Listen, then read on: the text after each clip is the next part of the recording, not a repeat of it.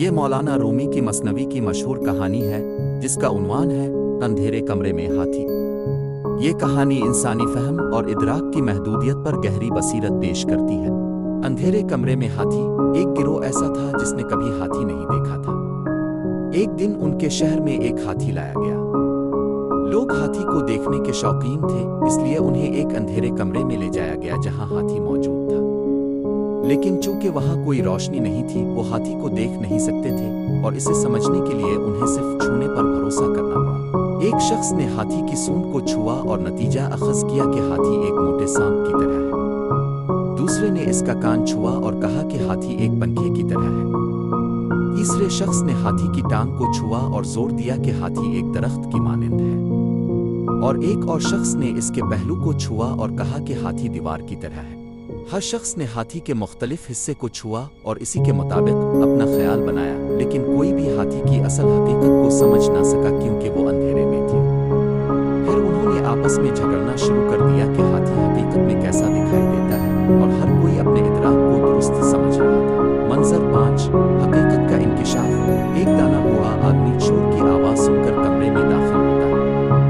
وہ ایک لالٹین جلاتا ہے جس سے پورے ہاتھی پر روشنی پڑتی ہے اور اس کی مکمل شکل ظاہر ہوتی ہے۔ گاؤں والے خاموش ہو جاتے ہیں، ان کی آنکھیں کھل جاتی ہیں کیونکہ وہ پہلی بار مکمل جانور کو دیکھتے ہیں۔ دانا آدمی پرسکون انداز میں: دیکھو، ہاتھی اپنی مکمل شکل میں سامنے ہے۔ تم میں سے ہر ایک نے صرف اس کے ایک حصے کو چھوا اور اسی سے پوری حقیقت جاننے کی کوشش کی، لیکن ہاتھی اس کے کسی بھی ایک حصے سے بہت بڑا ہے۔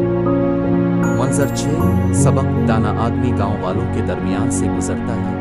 اس کی آواز نرم لیکن مضبوط ہے: دانا آدمی، اندھیرے میں تم نے صرف حقیقت کے ٹکڑے پکڑے اور انہی سے اپنی اپنی دنیائیں بنائی، لیکن حقیقت ہمیشہ ہماری آنکھوں اور ہاتھوں سے دکھائی نہیں دیتی۔ یہ وسیع ہے اور اکثر ہماری محدود سمجھ سے بالاتر ہے۔ گاؤں والا ایک سوچتے ہوئے میں بہت یقین سے کہہ رہا تھا، لیکن میں نے صرف ایک حصہ دیکھا تھا۔ ہم اپنے اپنے حصوں پر بحث کرتے رہے، لیکن کوئی بھی مکمل حقیقت نہیں جانتا تھا۔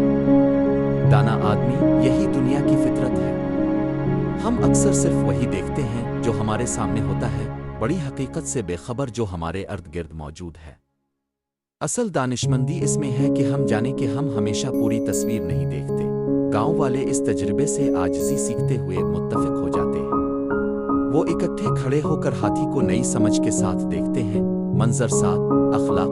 کیمرہ آہستہ آہستہ پیچھے ہٹتا ہے، پورے کمرے کو روشنی میں دکھاتے ہوئے، جہاں ہاتھی پرسکون کھڑا ہے اور مرکز میں ہے۔